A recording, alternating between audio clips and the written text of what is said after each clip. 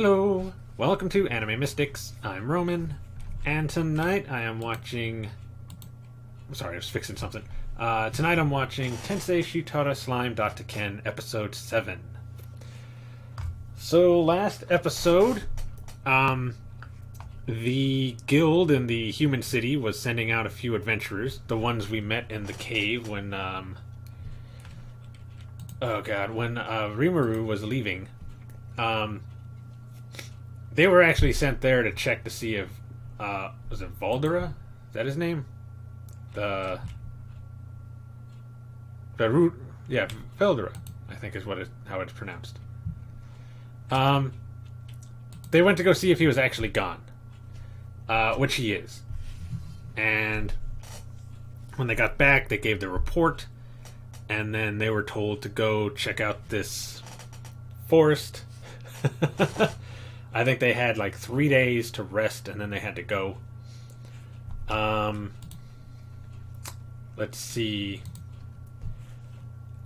Then we saw them meet one of the masked people. I believe it was the same person that the king from the dwarf city, dwarf kingdom, sent out to follow the slime. I could be wrong.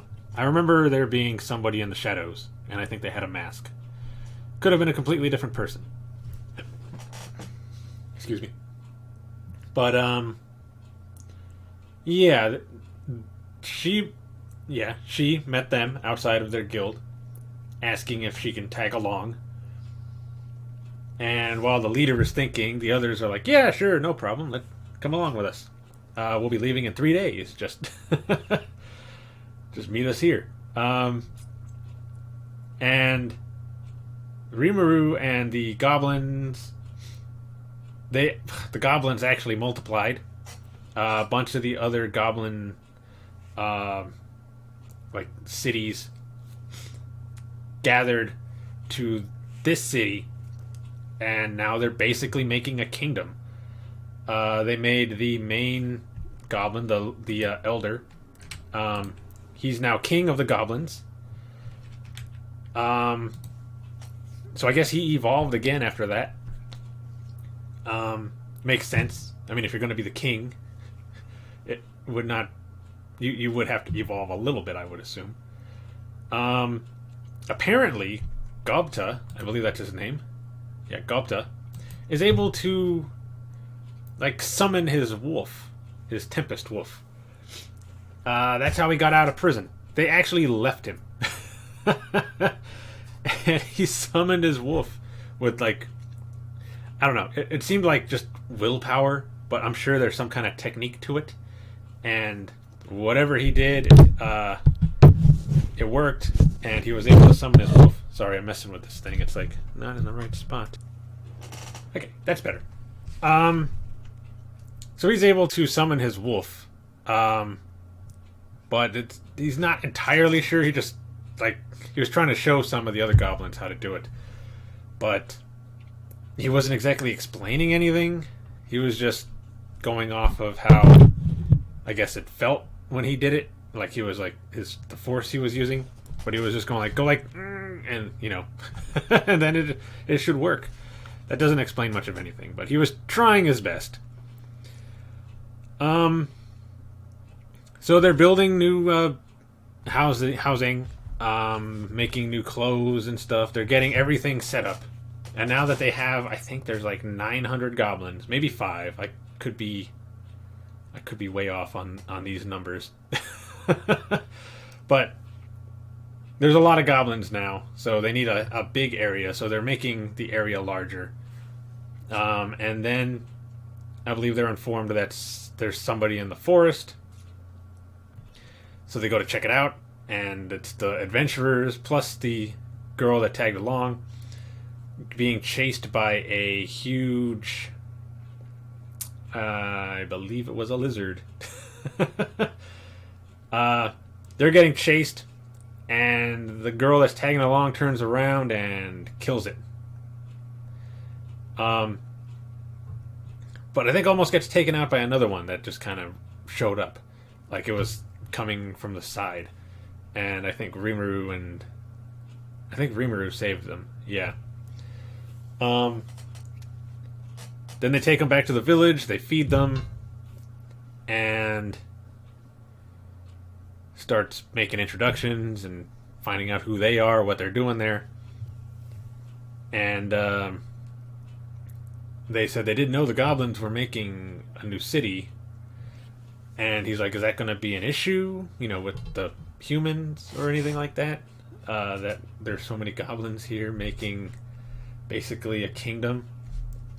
And they said it shouldn't be an issue, but you never know. Once they get back and report it, who knows what the guild leader is going to say. And we see that the person that is tagged along with these adventurers is actually the person that apparently he is destined to be with. The one that was in the crystal ball when they were in the elf bar. So yeah, he's basically like, I didn't expect to meet her this fast. I was thinking it was going to be a little longer, but nope, there she is. And her name is Shizu. She, as we learn, is also from Japan. She was actually the little girl that got surrounded by the fire in the very first episode, in the first few minutes. She is a summon, and apparently, whoever the mage that summoned her, I say mage because there's only one. Because if you remember, Veldera actually said that you needed 30 mages, but this dude did it on his own, as far as we know. I don't know if he had help before he tried to summon her or what, but it looked like it was just him who did it. Thought it was another failure, but she was still alive, so he's like, oh, okay, maybe there's some use for you, and then he puts Ifrit inside of her.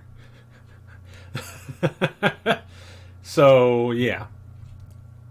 But she and Rimuru have a talk, and he actually shows her what Japan is like now through the great sage that's inside of him. Has her show, or has it show her like what Tokyo and Japan looks like, and lets her know how it's going. And then she has some kind of weird pain, and not quite sure what is going on, but she says she's fine. And then he's called by the dwarf. What's the name of the dwarf again? I know it was something I should remember. And then again, I should remember all of them, but I don't. Kaijin, that's it. Summoned by Kaijin. And I think the episode basically ends with her looking at the sunset. So yeah, I don't know what's going to happen in this episode. But let's get into it so we can see. Okay. Let me make this a little larger. I did not set everything back up after One Piece. Alright, so the video is going to be located over here, and the link to the reaction is going to be in the description down below. And, oh wait, what volume is this at? Yeah, should be fine. Okay, and we're going to start this episode in 3, 2, 1.